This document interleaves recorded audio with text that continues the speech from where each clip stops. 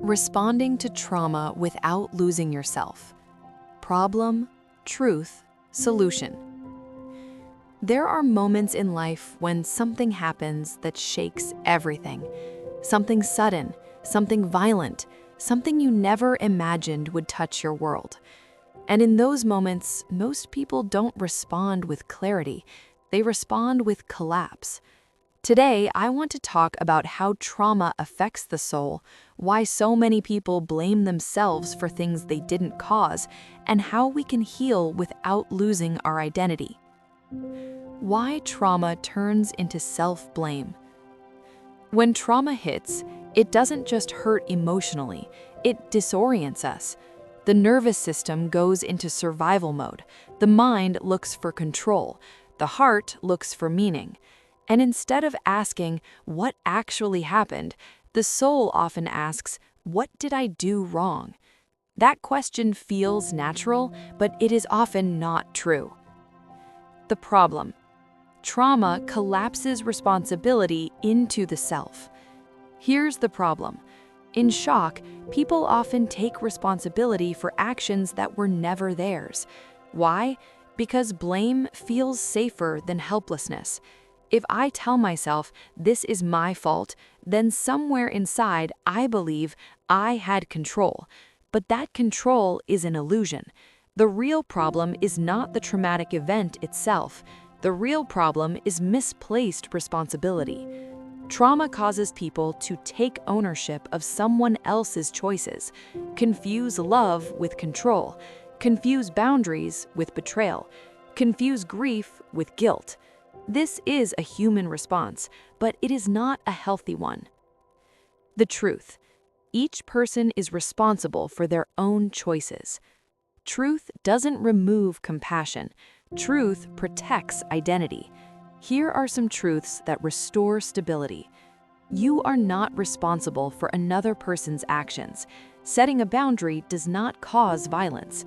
Ending a relationship is not abandonment. Love does not require self-erasure. You can grieve deeply without carrying guilt that doesn't belong to you.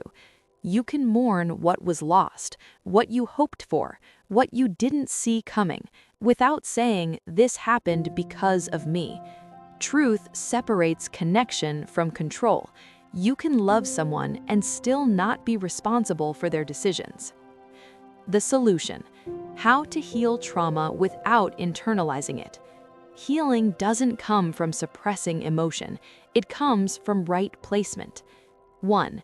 Name the experience without owning the blame. Say this, gently and honestly. I am experiencing shock, grief, and fear, not guilt. Naming what's happening helps calm the nervous system and stops the spiral of false responsibility. 2. Separate grief from responsibility. Grief says, something meaningful was lost. False guilt says, I caused this. Healing allows grief while refusing misplaced blame. 3. Return to identity before interpretation.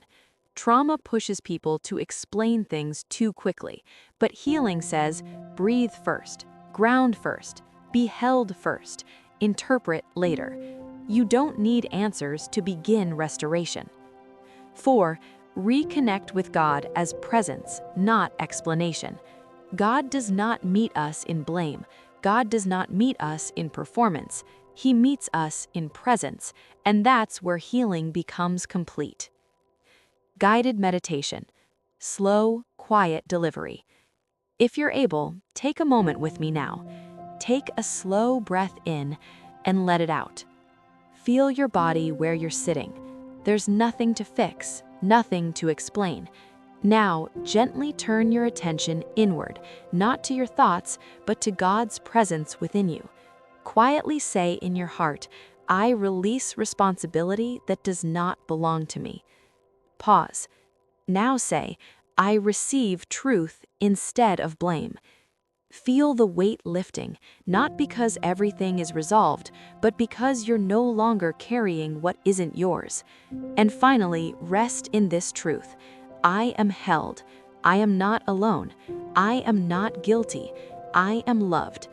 Stay here for a moment. Let restoration happen without effort. Closing. Trauma does not define you. Another person's choices do not name you. Grief does not require self-punishment.